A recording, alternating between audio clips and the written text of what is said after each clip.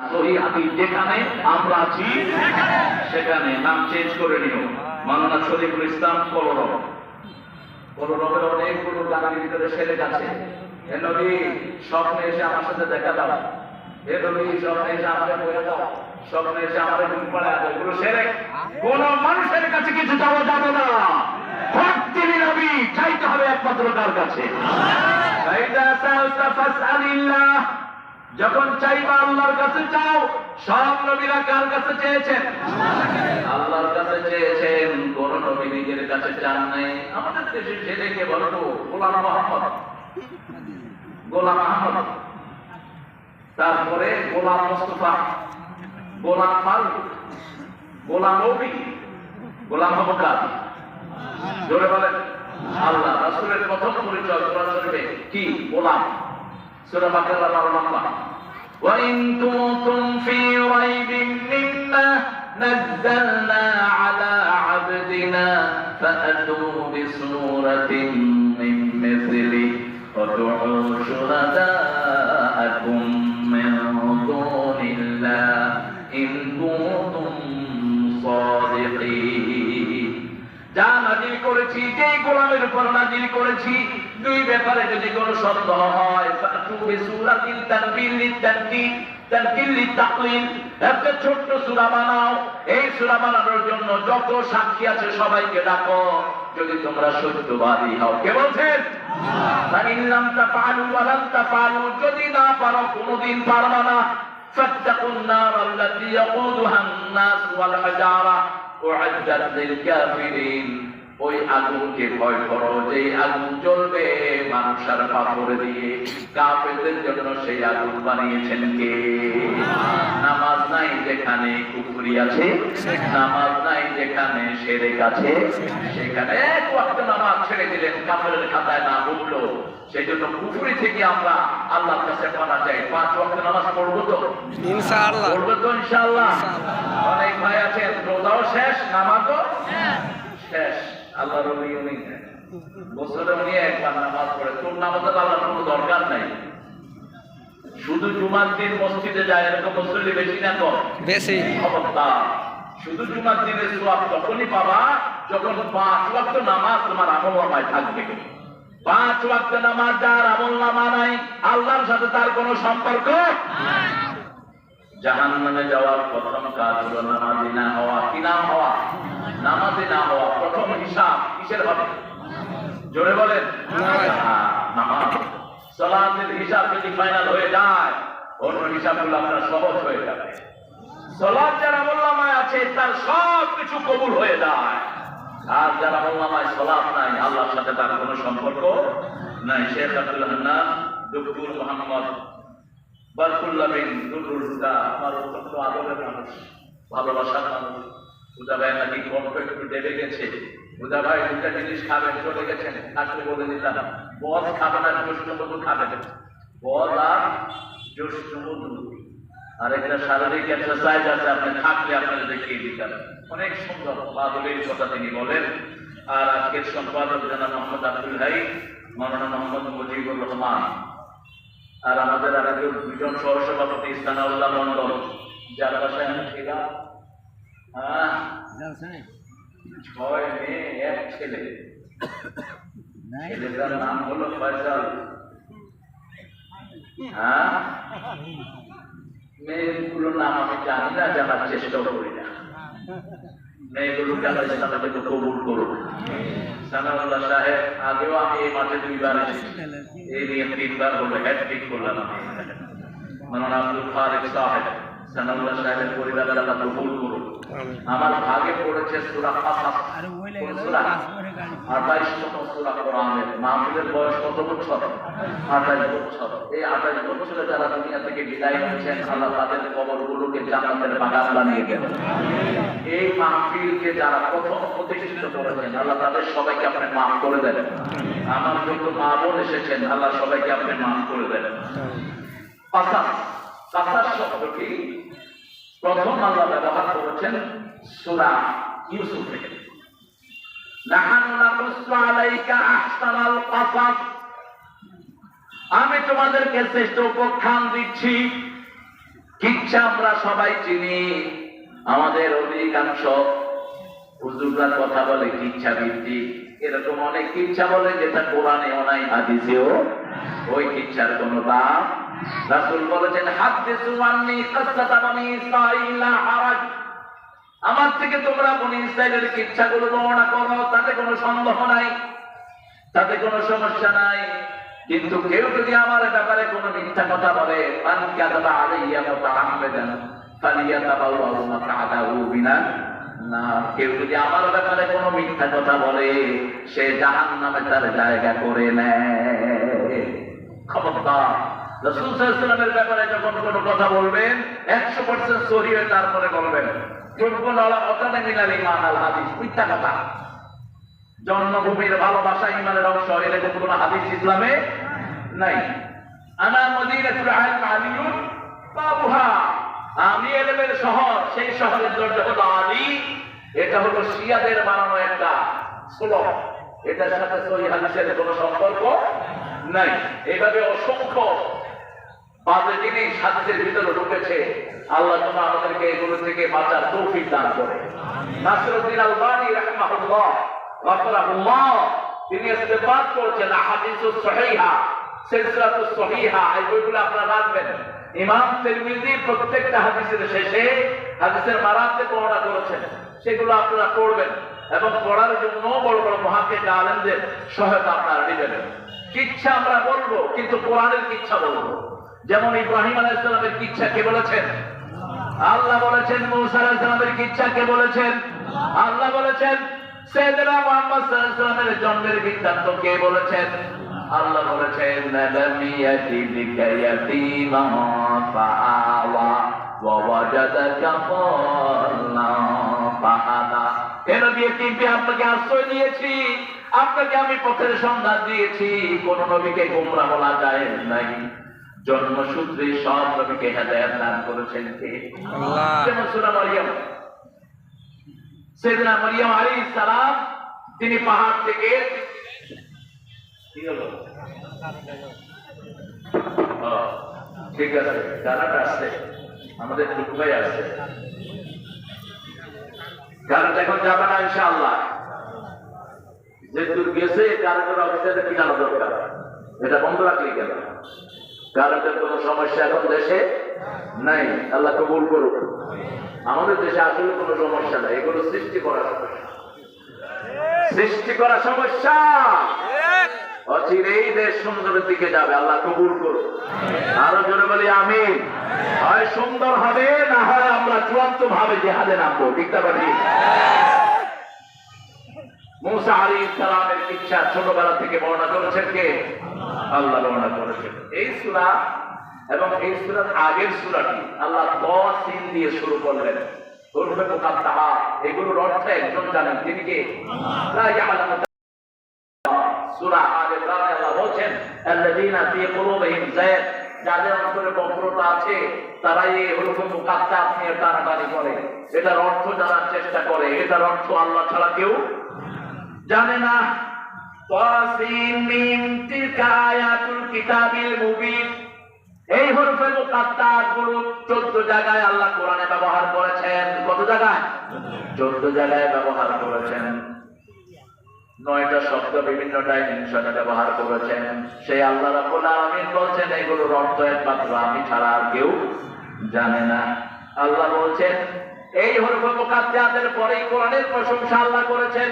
যত জায়গায় হরফে মুকাত্তাহ ব্যবহার করেছেন তারপরে কোরআনের প্রশংসা করেছেন। যেমন বলেছেন আলিফ লাম মিম যালিকাল কিতাবু লা রাইবা ফীহি হুদাল লিল মুত্তাকিন ইয়াসিন ওয়াল কুরআনিল হাকীম ইন্নাকা লামিনাল মুরসালিন আলা সিরাতিন মুস্তাকিম তাহা মা আনজালনা আলাইকাল কুরআনা লিতাশকা। যত জায়গায় হরফে মুকাত্তাহ এসেছে পরেই কোরআনের প্রশংসা করেছেন কে?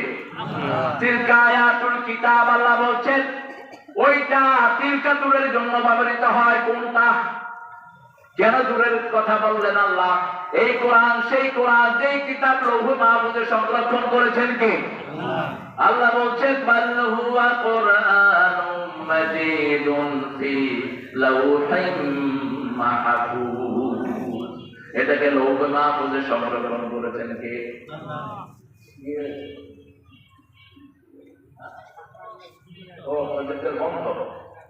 আবার আল্লাহ রাব্বুল আলামিন বলছেন সূরা হিজরের 9 নম্বর আয়াত, এই কোরআনকে হেফাজতের দায়িত্ব নিয়েছেন কে? যারা কোরআন হেফাজত করবে তাদেরকে হেফাজত করবেন কে? আপনারা কোরআন হেফাজত করতে চান তো? কোরআন হেফাজত করা মানে হলো কোরআন আয়াতগুলো মেনে চলা। যেমন 82 বার আল্লাহ বলেছেন আকিমুস সালাত, নামাজ কায়েম করো। এই নামাজ যারা কায়েম করে তারা নামাজের আয়াত হেফাজত করলো, ঠিক না ঠিক? আল্লাহ বলছেন যারা কোরআন হেফাজত করে তাদেরকে হেফাজত করবেন কে? ইন্না নাহনু নাযালনা যিকরা ওয়া ইন্না লাহু লাহাফিজুন। কোরআনকে আমি জিকির করে নাযিল করেছি, এটাকে হেফাজত করবেন কে? এখন জিকির করে কোরআন ছাড়া সব আছে। আপনাদের এখানে অবশ্যই এরকম জিকির নাই, নওগাঁতে নাই, চাপাইতে তো আরো নাই। এই জিকির গুলো বেশি পাওয়া যায় ব্রাহ্মণবাড়িয়া, বেশি পাওয়া যায় চট্টগ্রামের কিছু অংশে। জিকির আরেক ঘন্টা জিকির না, মুখে আনা দরকার নাই সমস্ত না। জিকির হবে একমাত্র আল্লাহর কালাম থেকে। প্রথম জিকির হলো কোরআন। প্রথম জিকির কি? কোরআন। দ্বিতীয় জিকির হলো সালাত। সূরা জুমার 9 নম্বর আয়াতে আল্লাহ বলছেন ইয়া আইয়ুহাল্লাযীনা আমানু ইযা নুদিয়া লিস-সালাতি মিন ইয়াউমিল জুমআহ ফাসআউ ইলা যিকরিল্লাহি ওয়া যারুল বাই'a যালিকুম খায়রুল লাকুম ইন কুনতুম তা'লামুন। ও মুমিনেরা, যখন জুমার দিন মুয়াজ্জিন আযান দেয় তোমরা আল্লাহর জিকিরের দিকে যাও। এটা দুনিয়ার জন্য ভালো, আখিরাতের জন্য ভালো যদি তোমাদের জ্ঞান থাকে। জুমার দিন না, শুধু যখন আযান হয় যারা ব্যবসা খোলা রাখে তাদের ব্যবসা হারাম ব্যবসা হয়ে যায়। আযানের পরে নামাজ ছাড়া কোনো কাজ করা যায়। যেমন রাসূল সাল্লাল্লাহু আলাইহি ওয়াসাল্লাম সাহাবায়ে কিরামকে নিয়ে কথা বলতেন, সালাম করতেন, সাহাবীদের আনন্দে তিনি হাসতেন, সাহাবীদের ব্যথায় তিনি ব্যথিত হতেন। কিন্তু যখনই আযান হতো মনে হতো তিনি আর কাউকে চিনেন না, আর কাউকে চিনেন না। ওমর ফারুক যখন জান্নাতের সুসংবাদ পেলেন, সকালবেলায় তিনি জান্নাতের সুসংবাদ পেলেন, রাসূল বলছেন হে ওমর বুশরা বিকা বিল জান্নাহ, আপনাকে আল্লাহ বলেছেন আপনি জান্নাতি। সুবহানাল্লাহ। কি খুশখুশি! রাসূল আরো প্রমাণ পেয়েছেন। যখন তিনি মেরাজে গেলেন, রাসূল ওযু করছেন, দেখলেন ওই পারে একটা সুন্দর বিল্ডিং। জিবরাইল আমিন আলাইহিস সালামকে জিজ্ঞেস করলেন এত সুন্দর বিল্ডিং আল্লাহ কার জন্য বানিয়েছেন? রাসূল সাল্লাল্লাহু আলাইহি ওয়াসাল্লামকে জিবরাইল আমিন আলাইহিস সালাম বললেন সাইয়েদনা ওমরের জন্য আল্লাহ বিল্ডিংটা বানিয়ে রেখেছেন। দুনিয়াতে থাকতে এই বিল্ডিংয়ের মালিক, আবার দুনিয়াতে থাকতে বেহেশতের মালিক। রাসূল মেরাজে গেলেন, জান্নাতে হাঁটছেন, আর মনে হচ্ছে ওনার সামনে দিয়ে হাঁটছেন বেলাল রাদিয়াল্লাহু আনহু। দুনিয়াতে এসে জিজ্ঞেস করলেন বেলাল কি আমল তুমি করো? যখন আমি জান্নাতে হাঁটছিলাম আমার মনে হচ্ছে আমার সামনে তোমার পায়ের আওয়াজ আমার কানে বারবার আসছিল। কি আমল তুমি করো? কালো খ্রিস্টান বেলাল, তিনি বললেন আমি জানি না কোন আমল কবুল হয়েছে, তবে আমি 5 ওয়াক্ত যখন ওযু করি, যখনই আমি ওযু করি 2 রাকাত তাহিয়াতুল ওযু নামাজ আমি আদায় করে নেই। আমরা শুধু জুমার দিন আদায় করি না, ওযু করলেই কয় রাকাত, মসজিদে ঢুকলেই কয় রাকাত, আসলে বসতে পারলাম না রাকাতুল সুন্নাহ রাকাতাইন। আমাদের দেশের হুজুররাও মসজিদে এসে বসে সালাত শুরু করে দেয়। হাদিসগুলো পড়ে না, মসজিদ আল্লাহর ঘর। সামান্য একজন মন্ত্রীর রুমে যদি যেতে অনেক ডেকোরাম লাগে, তো আরশের মালিকের বাড়িতে যাওয়া কোনো ডেকোরাম লাগবে না? যেমন ডক্টর ইউনূসের কাছে যখন কেউ যেত, যেমন এখন আমাদের প্রধানমন্ত্রী কিনা কথা বলেন কেন, ওনার কাছে যদি ওনার মেয়েও যেতে চায়, প্রটোকল আছে না? মেয়েকে অফিসিয়াল টাইম বলে সময় নিতে হবে, সময় নিয়ে চেকিং হয়, বিভিন্ন রকমের মেটাল দিয়ে চেকিং করে, গাড়ির নিচে আবার মেশিন দিয়ে চেক করে গাড়ির ভিতরে কোনো বোম নিয়ে ঢুকতেছে কিনা।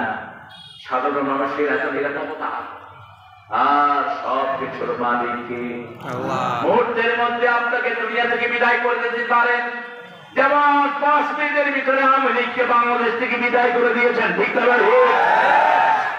নাম নেওয়ার মতো কোন আওয়ামী লীগ 5 মিনিট আগে তাদের দাপটে থাকা যাচ্ছে না। আমি জানি না চেয়ারম্যান সাহেবের নামে কয়টা মামলা ছিল, কয়টা মামলা ছিল?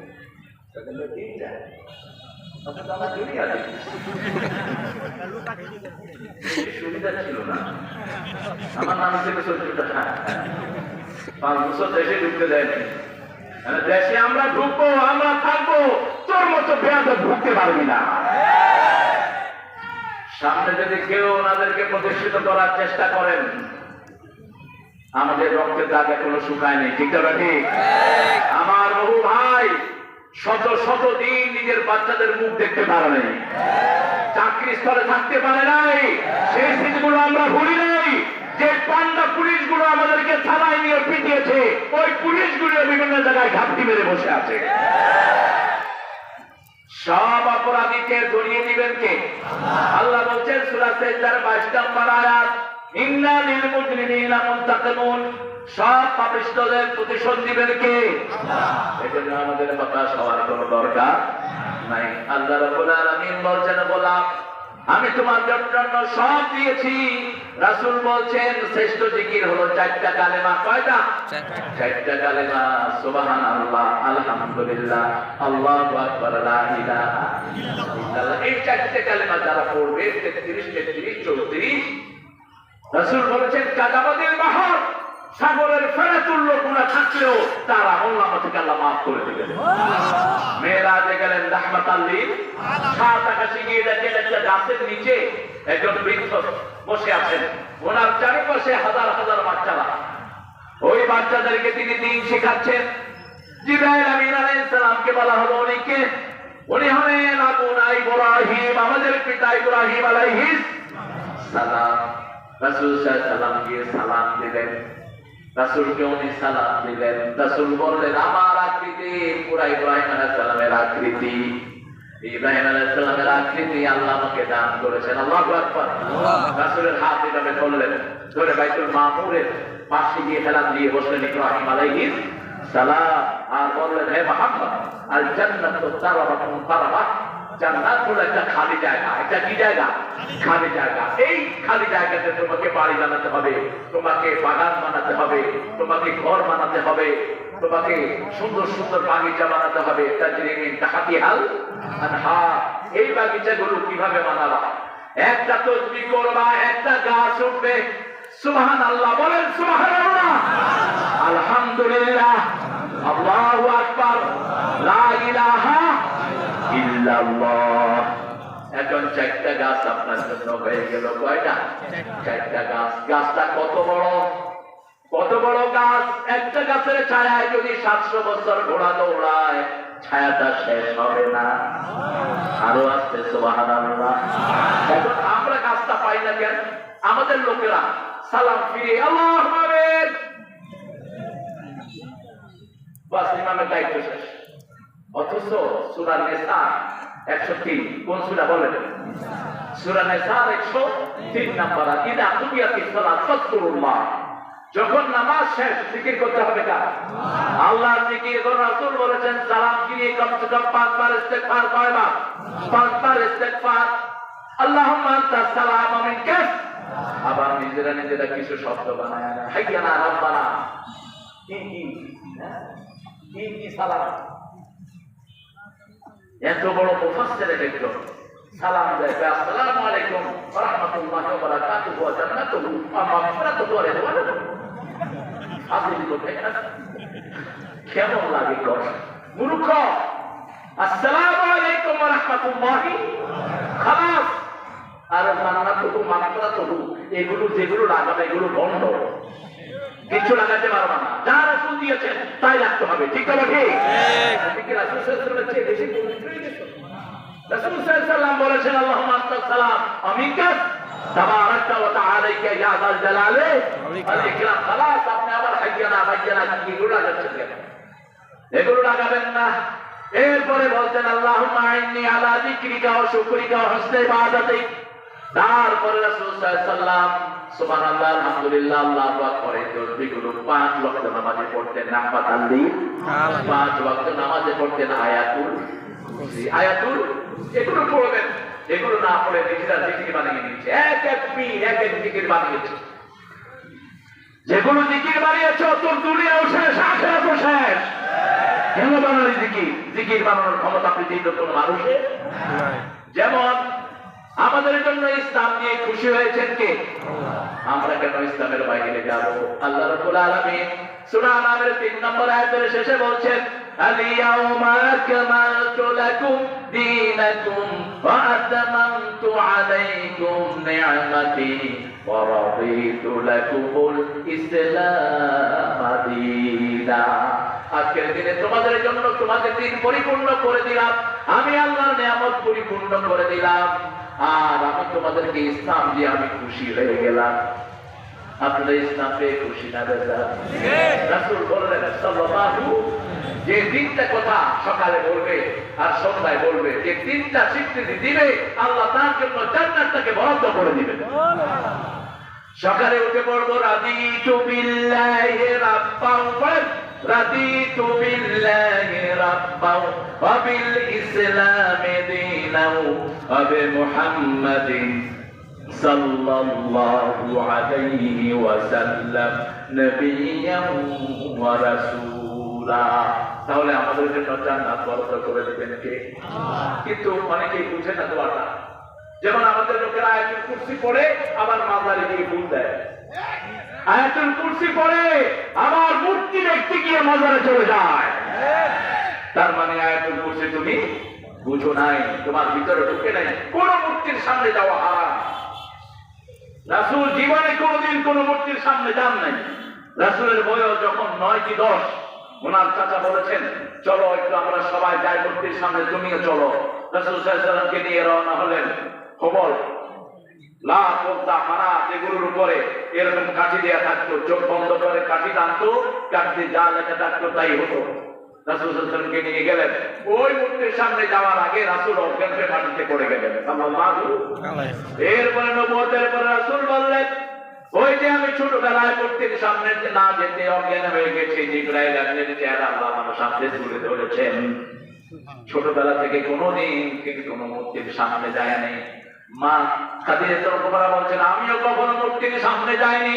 আবু বকর রাদিয়াল্লাহু বলছেন আমিও কখনো কোনো মূর্তির সামনে যাইনি। মূর্তি দেখলে চোখে হাত দিয়ে দিবেন আর এখানে উদ্বোধন করে আর পূজা খুব ভালো জিনিস, আমি সুযোগ পেলে আমিও করতাম।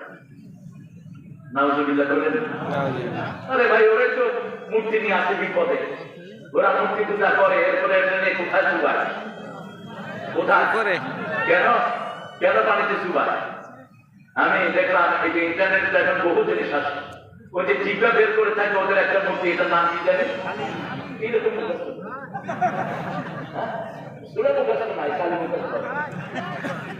এমনি করে জিব্বা বের করে থাকে।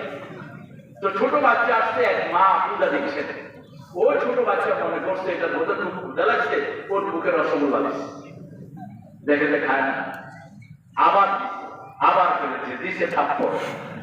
আমার মনে হলো সাইয়েদনা ইব্রাহিম আলাইহিস সালামের কথা সূরা আম্বিয়া, তিনি মূর্তির সামনে দেখলেন অনেক খাওয়া, তিনি বলেন আল্লাহ তাকুলুন, এগুলো খাও, আমার তোমরা জানতে তো নারে খায়ও না, কতও দেখি করে। এরপরে কি দরকার? দরবান বিলিয়ামিন ডান হাতে মারলেন, মারতে মারতে ভেঙে ভেঙে সব শেষ। বড়টার ঘাড়ে ওটা রুখিয়ে দিয়েছেন। তবে এটা থেকে আপনি শিক্ষা নেন, আপনার ঘরের মূর্তি আপনি ভাঙবেন, বাইরের মূর্তি ভাঙার আপনার কোনো অধিকার। ইব্রাহিম আলাইহিস সালাম নিজের বাইরের মূর্তি ভাঙলেন, কোথায় ভাঙলেন? কোথায়? ঘরে ভাঙছেন, ঘরগুলো ভেঙে ফেলেন। আপনি আরেকজন ভাইয়ের দিয়ে মূর্তি ভাঙবেন, রাসূল এই কাজ কখনো করে নাই।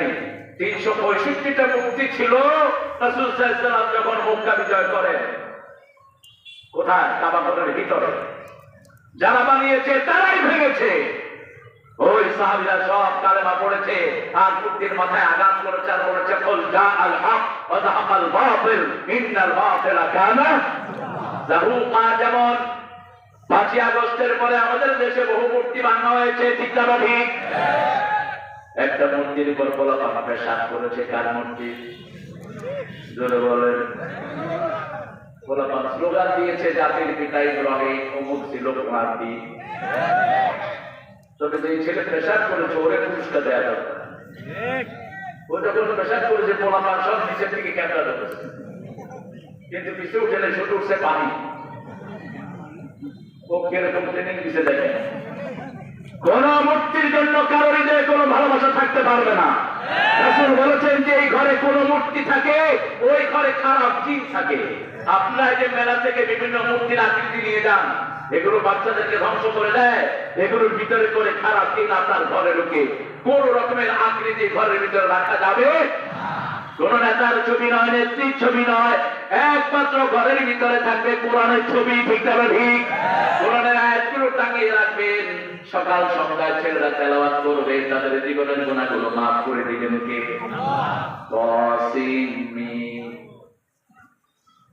তিলকা আয়াতুল কিতাবিল মুবিন। কোরআনের আয়াত হলো কত? 6666 সারা সাতবার বা যে আয়াতগুলো এসেছে এগুলো সহ আর